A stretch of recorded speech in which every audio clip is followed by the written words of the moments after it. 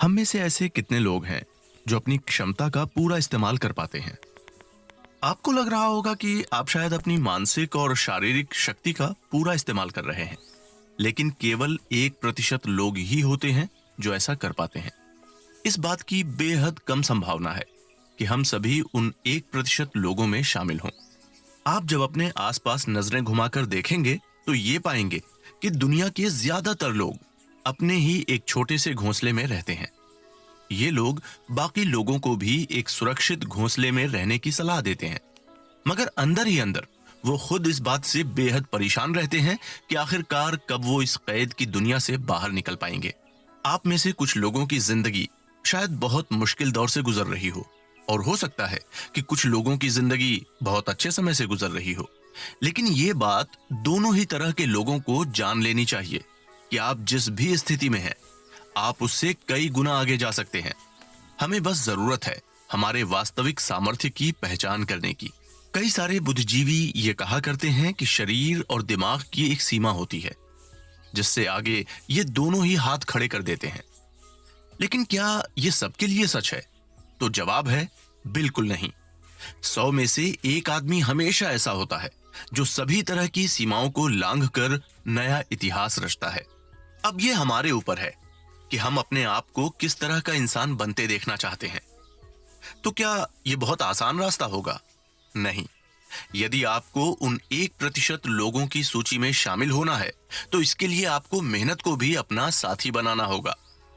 इस बात से कोई फर्क नहीं पड़ता कि आप फिलहाल क्या कर रहे हैं। आप गरीब हैं, अमीर हैं, मोटे, पतले, लंबे, छोटे, पढ़े लिखे, अशिक्षित, जैसे भी हैं, आप अपने आप को सफलता की चोटी पर पहुंचा सकते हैं। कई लोग प्रेरक कहानियां सुनकर अपनी जिंदगी को बदलना चाहते हैं, लेकिन ये बातें केवल कुछ दिनों तक ही हमारे साथ रहती है, और अंत में हम वहीं पहुंच जाते हैं जहां हम कुछ समय पहले थे। हमारा दिमाग इस तरह से बना हुआ है कि उसके लिए मोटिवेशनल स्पीकरों की बातें बहुत कम समय के लिए काम करती हैं। आज तक इस तरह की बातों से शायद ही किसी की जिंदगी बदली हो। हम में से लगभग सभी ने कभी ना कभी इस तरह की कहानियां और बातों को सुनकर खुद को बदलने की कोशिश की है, लेकिन अंत में हमने खुद को वहीं पाया जहां से हमने शुरुआत की थी। डेविड गोगिंस, जो एक एथलीट और अमेरिकी नौसेना के रिटायर्ड चीफ रह चुके हैं, वो भी कुछ समय पहले ऐसे ही एक आम व्यक्ति हुआ करते थे, जो ये मानते थे कि हमारे शरीर और दिमाग की एक सीमा होती है। उस सीमा से आगे जाना हमारे बस की बात नहीं है। लेकिन परिस्थितियों ने डेविड को ऐसा बनाया कि वो आज एक वास्तविक हीरो के तुल्य हैं। कुकू एफएम आपके लिए लेकर आया है डेविड गोगिंस की लिखी किताब can't hurt me, master your mind, defy odds का सारांश, जिसमें डेविड हमारे लिए लेकर आए हैं उनकी जीवन यात्रा की वो हैरत अंगेज बातें जो आपको एक नया इंसान बनने में जरूर सहायक साबित होंगी। इस किताब की चर्चा में हम जानेंगे कि कैसे डेविड का बचपन बहुत ही गरीबी में गुजरा था। हालांकि उनके पिता के पास खूब संपत्ति थी, लेकिन वो एक नशेड़ी भी थे जो डेविड और उनकी मां को बहुत मारा करते थे। आखिरकार डेविड और उनकी मां ने उन्हें छोड़ दिया। इसके बाद उनका परिवार सरकारी पेंशन पर अपना गुजारा किया करता था, मगर उनका रंग काला होने के कारण उनको अमेरिका में रंग भेद का हर रोज शिकार होना पड़ता था। डेविड कहते हैं कि बहुत कम लोगों को यह पता होगा कि निचले स्तर पर होना कैसा होता है, लेकिन डेविड ये जानते हैं कि ये एक दलदल में फंसे होने जैसा होता है, जो आपको जकड़ लेता है और आपको अपने अंदर खींचता रहता है। जब जिंदगी ऐसी हो जाए तो ऐसी परिस्थितियों से निकलकर एक अलग रास्ता लेना ही समझदारी होती है। लेकिन समस्या तब आती है जब हम हमारे विकल्पों को खुद से नहीं बल्कि बाहरी स्रोतों से प्रभावित होने देते हैं। डेविड को जल्द ही यह एहसास हो गया था कि प्रेरक बातें और कहानियां उनकी जिंदगी को नहीं बनाने वाली। तब उन्होंने एक नया रास्ता चुना जिसमें दर्द और संघर्ष था।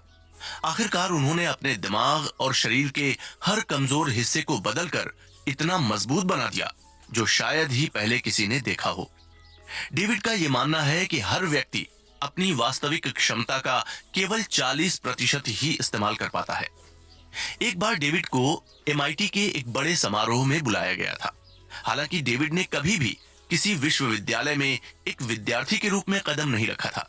फिर भी वो दुनिया के सबसे मशहूर कॉलेज में एक मेहमान के तौर पर बुलाए गए।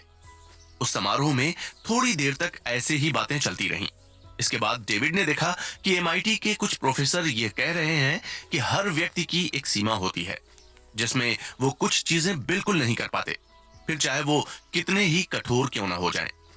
इसलिए इस बात से बिल्कुल फर्क नहीं पड़ता कि आप अपने दिमाग से कितने मजबूत हैं। वहीं उस हॉल में मौजूद हर व्यक्ति भी इस बात को स्वीकार करता नजर आ रहा था। जब डेविड से पूछा गया कि क्या आप इस बात से सहमत हैं, तब डेविड ने बिना किसी संदेह के साथ जवाब दिया कि प्रोफेसर ने जो बात अभी कही है वो 99% लोगों के लिए सही है, लेकिन 1% लोग ऐसे हैं जो हर मुश्किल को पार करके ही दम लेते हैं। डेविड ने इस बात पर पर्सिया के दार्शनिक हिल्टन का उदाहरण दिया, जिसने एक बार कहा था कि किसी भी जंग में 100 में से 10 आदमी ऐसे होते हैं जो लड़ाई के मैदान में होने ही नहीं चाहिए। इनमें से 80 आदमी केवल वहां मारे जाने के लिए होते हैं। बचे हुए 9 लोग वास्तविक योद्धा होते हैं और उन्हीं के लिए लड़ाई लड़ी जाती है। मगर वहीं एक आखिरी व्यक्ति होता है जो शूरवीर कहलाता है। वही व्यक्ति सभी 99 लोगों पर भारी पड़ता है। जिस क्षण आपका जन्म होता है उसी क्षण आप मरने के लिए प्रतिबद्ध हो जाते हैं। साथ ही साथ आप इस बात के भी योग्य बन जाते हैं कि आप सफलता की ऊंचाइयों को छुएं और एक शूरवीर बने। मगर ये पूरी तरह से आप पर निर्भर करता है कि आप अपनी जिंदगी की जंग में क्या बनना चाहते हैं। इसके लिए जरूरी है कि हम अपनी क्षमताओं का पूरा इस्तेमाल करें। तो तैयार हो जाइए कुकू एफएम के साथ डेविड के इस शानदार सफर पर जाने के लिए और जानिए कैसे करें अपनी पूरी क्षमताओं का इस्तेमाल और जीतिए मुश्किलों से भरी अपनी इस जंग को।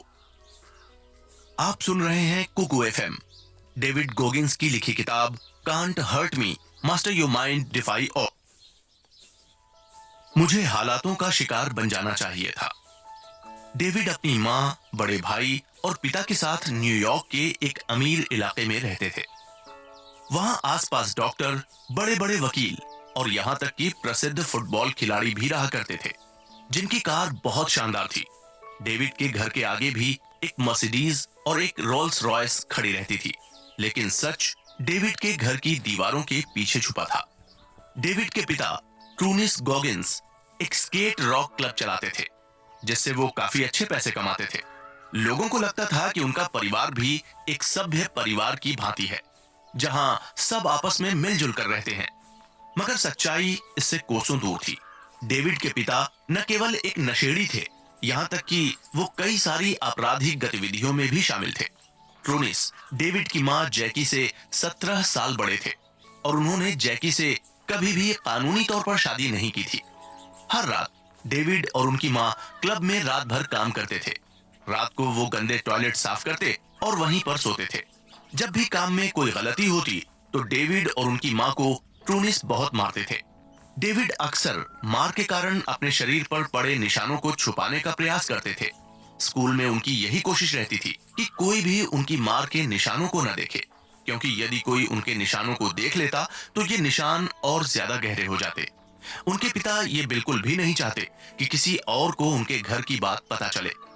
डेविड और उनकी मां दोनों उनके पिता के डीजे क्लब में हर वक्त काम करते थे।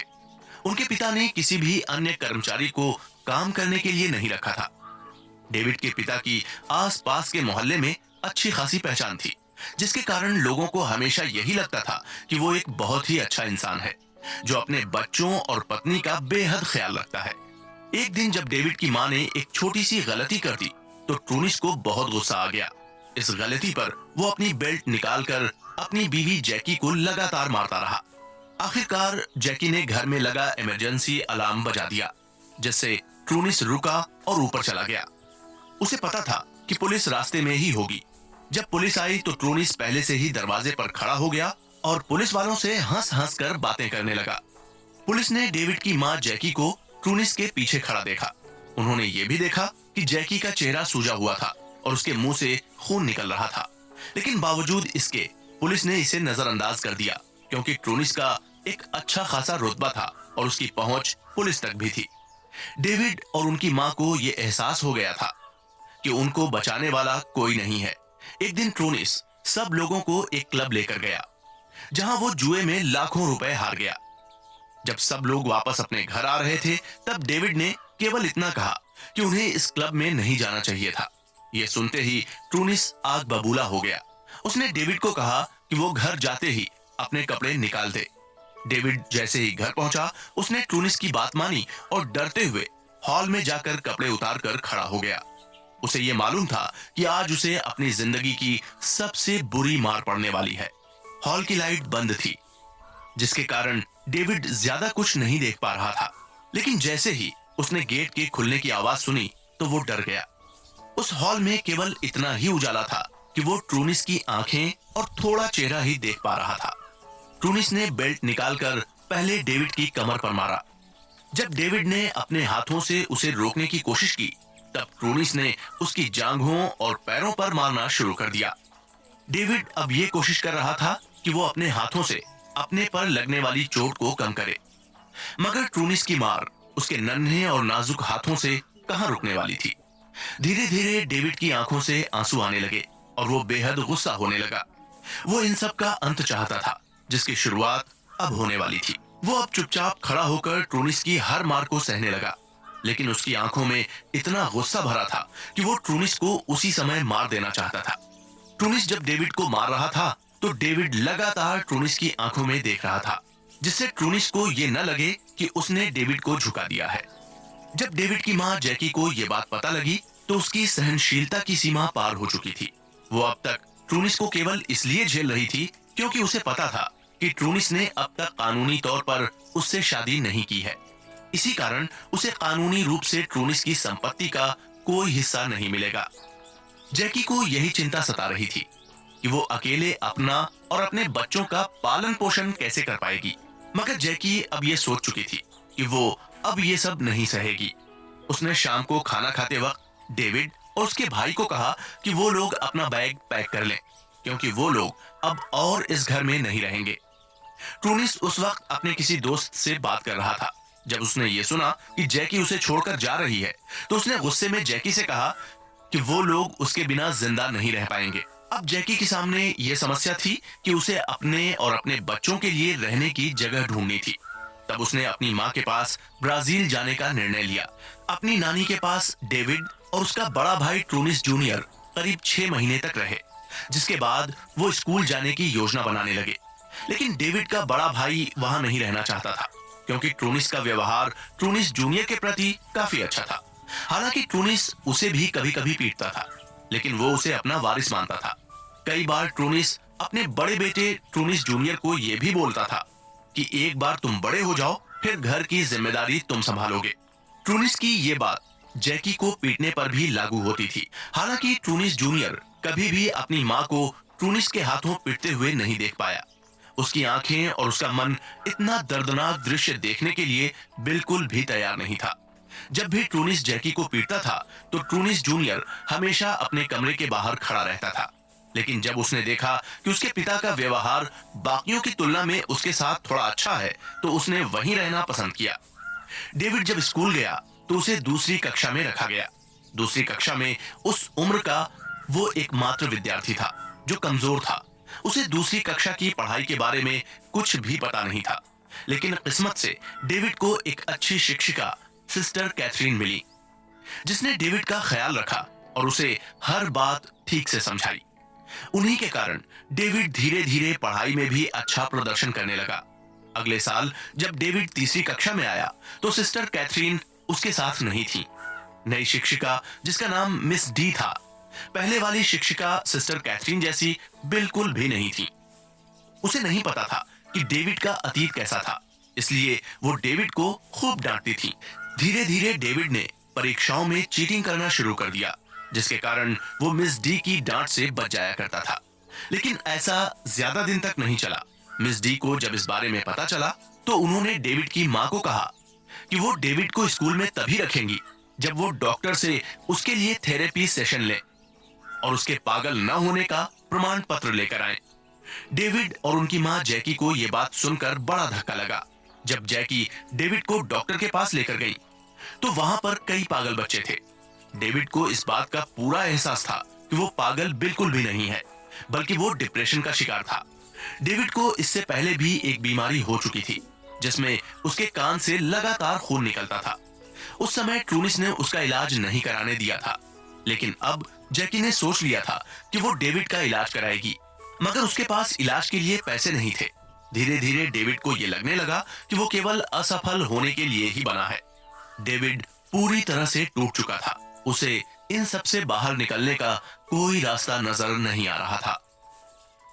चैलेंज संख्या 1। डेविड की जिंदगी में मुश्किलें काफी जल्दी आ गईं, लेकिन सबका बुरा समय इसी तरह का हो, ये बिल्कुल जरूरी नहीं है।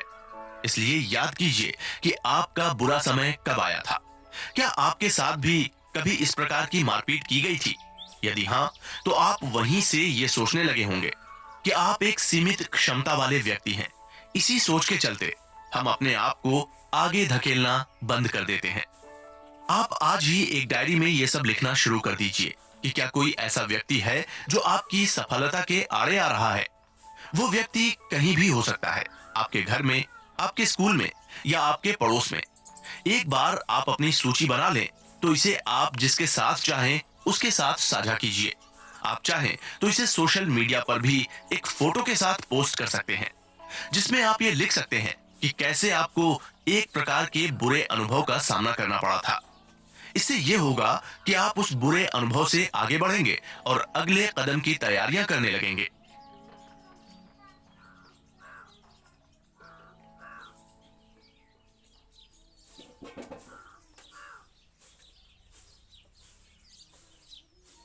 सच का दर्द। डेविड और उसके परिवार की अगले कुछ सालों तक जिंदगी इसी तरह मुश्किलों से गुजरती रही, मगर आखिरकार कुछ समय बाद डेविड और उसकी मां जैकी को उम्मीद की किरण नजर आने लगी। जैकी उन दिनों विल्मथ इरविंग नाम के आदमी से मिली, जो एक बहुत ही समझदार और सुलझा हुआ इंसान था। वो बहुत कम समय में जैकी से बहुत करीब आ गया था। साथ ही साथ वो डेविड को भी बहुत पसंद करता था और डेविड को हमेशा अपने बेटे की तरह रखता था। जैकी और विल्मथ धीरे धीरे करीब आने लगे। डेविड भी इस बात से काफी खुश था, क्योंकि जब वो अपने पहले पिता ट्रूनिस के घर रहते थे तब उनके पास पैसा तो होता था, लेकिन वहां उनकी जिंदगी नरक से भी बदतर थी। फिर जब वो वहां से अपनी नानी के घर रहने आया तो गरीबी ने उसकी जिंदगी को और मुश्किल बना दिया था। लेकिन आखिरकार जैकी को एक नया हमसफर मिला, जो न केवल जैकी और डेविड से प्यार करता था, बल्कि उसकी आर्थिक स्थिति भी ठीक ठाक थी। जैकी अब विल्मथ के साथ होती थी तो वो बहुत खुश रहती, और यही चीज उसकी हंसी में भी देखी जा सकती थी। डेविड जब अपनी माँ को इतना खुश देखता तो उसे भी बहुत अच्छा लगता था। वो सोचता था कि अब उसकी माँ आखिरकार खुश है, जिसकी वो हकदार भी है। कुछ महीने तक ये सिलसिला ऐसे ही चलता रहा और जैकी और विल्मथ ने शादी करने का निर्णय ले लिया। सभी रिश्तेदार इस बात से बेहद खुश थे कि अब आखिरकार डेविड और जैकी एक अच्छी जिंदगी जी पाएंगे। विल्मथ एक बार जैकी और डेविड से मिलने उनके घर आया हुआ था। उस दिन उन सबको एक फुटबॉल मैच देखने जाना था, लेकिन किसी कारणवश विल्मथ ने डेविड और जैकी से किसी और दिन फुटबॉल मैच देखने जाने के लिए कहा और खुद भी अपने घर के लिए निकल गया। अगले दिन जैकी को यह खबर मिली कि किसी ने विल्मथ की गोली मारकर हत्या कर दी। जैकी ये सुनकर कुछ मिनटों के लिए एकदम सुन्न पड़ गई। वो कुछ भी सोच नहीं पा रही थी कि आखिरकार इस बात की वो क्या प्रतिक्रिया दे। वो विल्मथ के साथ बिताए उन सभी लम्हों को याद करने लगी जिसमें वो खुश थी। डेविड खुश था और विल्मथ भी मुस्कुरा रहा था। जैकी और डेविड उस वक्त जब विल्मथ के घर पहुंचे तो उन्हें पता चला कि पिछली रात कुछ गुंडे विल्मथ की हत्या करके भाग गए। जब डेविड वहां पहुंचा तब विल्मथ की लाश खून से सनी हुई जमीन पर पड़ी थी। पुलिस आसपास के इलाकों में छानबीन कर रही थी। उस रात डेविड और जैकी को विल्मथ के घर रुकने के लिए कहा गया। उनके साथ विल्मथ के पिता भी थे। उन्होंने 2 बंदूकें भी अपने पास रखी थीं, जिससे अगर हमलावर वापस आए तो वो उनका मुकाबला कर सकें। मगर उस रात जैकी और डेविड अपनी जान के बारे में बिल्कुल भी नहीं सोच रहे थे। वो बस विल्मथ को लेकर अत्यधिक भावुक हो गए थे। डेविड ये समझ नहीं पा रहा था कि आखिरकार उसके साथ ऐसा क्यों हो रहा है। उसे लगा कि अब शायद उसके जीवन में अच्छा समय आ गया है, लेकिन ये पूरी तरह से गलत निकला। अगले कुछ महीनों तक न तो डेविड और न ही उसकी माँ जैकी इस सदमे से उबर पाए। जैकी जो बिल्कुल टूट चुकी थी, उसकी एकमात्र उम्मीद उसके सामने खून से सनी पड़ी थी। वो एक बार भी विल्मथ के जाने के बाद रोई नहीं, जिसके कारण वो अंदर ही अंदर घुट रही थी। ये बात उसके व्यवहार में भी लगातार दिख रही थी। जैकी की नींद भी बहुत कम हो गई और वो अक्सर टीवी देखते देखते सोफे पर सो जाया करती थी। वहीं डेविड ने जल्द ही एक स्कूल में दाखिला ले लिया और वो धीरे धीरे सामान्य जिंदगी की ओर लौटने लगा। मगर उसके जीवन में हादसों का सिलसिला यहीं रुकने वाला नहीं था।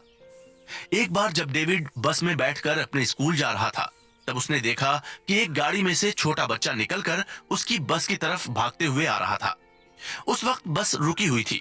उस बच्चे के हाथों में कुछ बिस्किट थे। जैसे ही बच्चा बस के करीब पहुंचा तो बस चालू हो गई और बच्चा बस के नीचे कुचल गया। डेविड, जो केवल एक 15 साल का छात्र था, यह हादसा देखकर एकदम सहम और घबरा गया। उसी वक्त सभी बच्चों को बस से नीचे उतरने के लिए कहा गया। डेविड भी बस से नीचे उतर गया, लेकिन जब उसने उस बच्चे का कुचला हुआ सिर देखा तो वो अंदर तक हिल गया और उसे विल्मथ की याद आ गई। उसे उस बच्चे की जगह विल्मथ की लाश दिखाई देने लगी। उसे याद आने लगा कि कैसे विल्मथ का शरीर जमीन पर खून से सना पड़ा था। डेविड एक और सदमे को झेल नहीं पाया। उस दिन घर आकर डेविड पूरे दिन सदमे में रहा। वो कुछ भी सोच नहीं पा रहा था। कुछ दिन के लिए उसकी जो जिंदगी सामान्य हुई थी, उसमें अब दोबारा बड़ी उथल पुथल मच चुकी थी। डेविड अब धीरे धीरे इस सदमे से भी उभरने लगा था, लेकिन समस्याएं अब भी डेविड का पीछा कहां छोड़ने वाली थी। एक बार डेविड और उसका ममेरा भाई शहर से दूर कहीं घूमने गए। जब वो वहां से पैदल वापस आ रहे थे, तब रास्ते में एक गाड़ी उनके पास से गुजरी, जिसमें बैठे एक गोरे आदमी ने खिड़की से निकलकर कहा कि ये काले लोग यहाँ कैसे आ गए। डेविड को अब इन सब बातों की आदत हो चुकी थी, इसलिए उसने और उसके भाई ने इस बात पर कोई प्रतिक्रिया नहीं दी और बस अपना सिर झुकाकर सड़क के किनारे चलते रहे। मगर वो गाड़ी आगे जाकर रुकी और उसमें बैठा गोरा आदमी बंदूक लेकर डेविड के सामने आ गया। बंदूक को डेविड के सामने तानकर उसने फिर उनसे पूछा, तुम काले लोग कहां से हो और इस शहर में क्यों आए हो? हालांकि डेविड ने पहले भी कई बार ऐसे हालातों का सामना किया था, लेकिन इस तरह की परिस्थिति का वो पहली बार सामना कर रहा था, जहां उसके सिर पर कोई बंदूक ताने खड़ा था। वो बस यही सोच रहा था कि वो उसका जवाब दे या नहीं। आखिरकार डेविड और उसके भाई ने कुछ न बोलने का निर्णय लिया। वो व्यक्ति डेविड और उसके भाई को गंदी गालियां देकर वहां से चला गया। तब दोनों भाइयों ने राहत की सांस ली, लेकिन डेविड का आत्मविश्वास अंदर से ध्वस्त हो चुका था। वो अपने आप को कीड़े मकोड़ों की तरह मानने लगा था। वो सोचने लगा था कि आखिरकार उसके साथ ऐसा भेदभाव क्यों हो रहा है और लोग ये क्यों नहीं समझते कि हमारी चमड़ी का रंग हमारे व्यवहार को बिल्कुल भी बयान नहीं करता। घर आकर डेविड ने यह बात अपनी माँ को नहीं बताई, लेकिन वो रात भर इसके बारे में सोच सोच कर रोता रहा। कुछ दिनों बाद एक और घटना ने डेविड के साथ भेदभाव को आमंत्रित किया।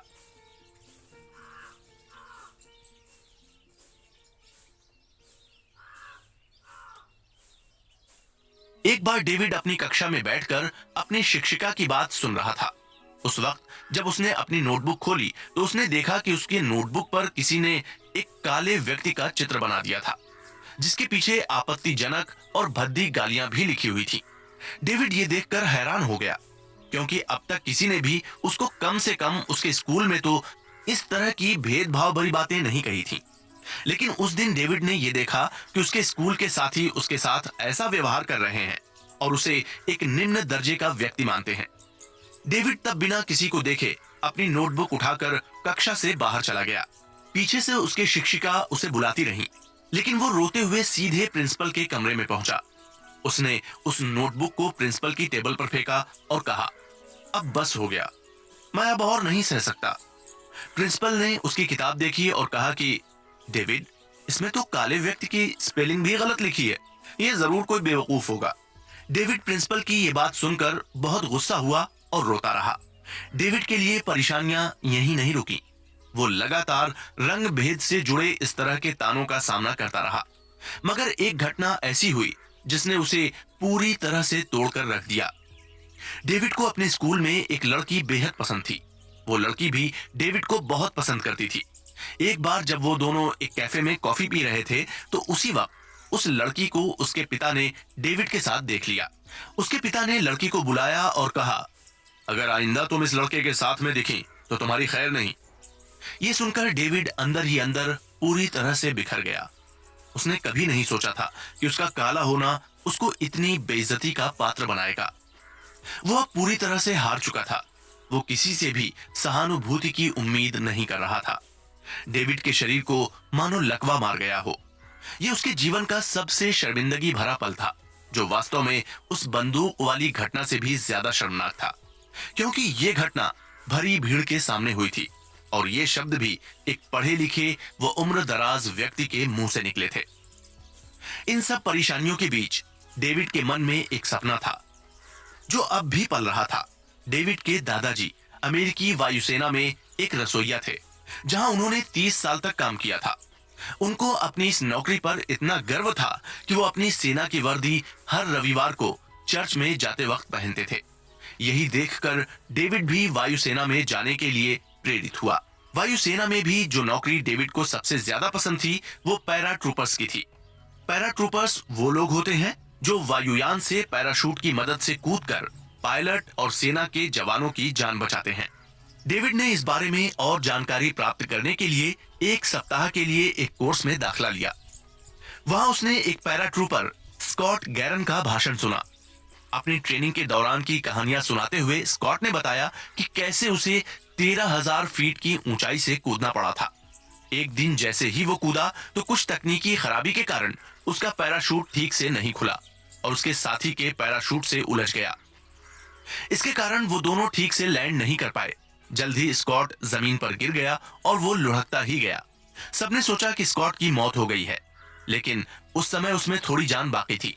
स्कॉट को बेहोशी की हालत में अस्पताल ले जाया गया, जहां उसके दिल ने 2 बार धड़कना बंद कर दिया, लेकिन डॉक्टरों के प्रयास ने उसे फिर से जिंदा कर दिया। उसके बाद भी स्कॉट का फिर से पैराट्रूपर्स में शामिल होने का सपना अधूरा रह गया, क्योंकि इतनी चोटें लगने के बाद पैराट्रूपर्स का दोबारा वायुसेना में दाखिल होना बहुत ही मुश्किल होता है। उस वक्त स्कॉट लगातार अपने ठीक होने पर ध्यान देने लगा और 18 महीने के प्रयास के बाद एक असंभव काम को करने की कोशिश में लग गया। उसने अपने सारे बुरे हालातों को पार करके खुद को फिर से पैराट्रूपर्स में शामिल किया। डेविड ये कहानी सुनकर बहुत प्रभावित हुआ। उसने देखा कि कैसे एक असंभव कार्य को स्कॉट ने संभव किया। अपने ऊपर आई हर परेशानी को सहने के बाद डेविड को आखिरकार अपनी जिंदगी का मकसद मिल चुका था। डेविड अब ये सोच चुका था कि उसे किस रास्ते पर चलना है। इसके बाद डेविड ने बास्केटबॉल के खेल में बेहतरीन प्रदर्शन करना शुरू किया, जिससे कम से कम वो अपने स्कूल के बच्चों के सामने अपनी कुछ प्रतिष्ठा बना सके और उसका मन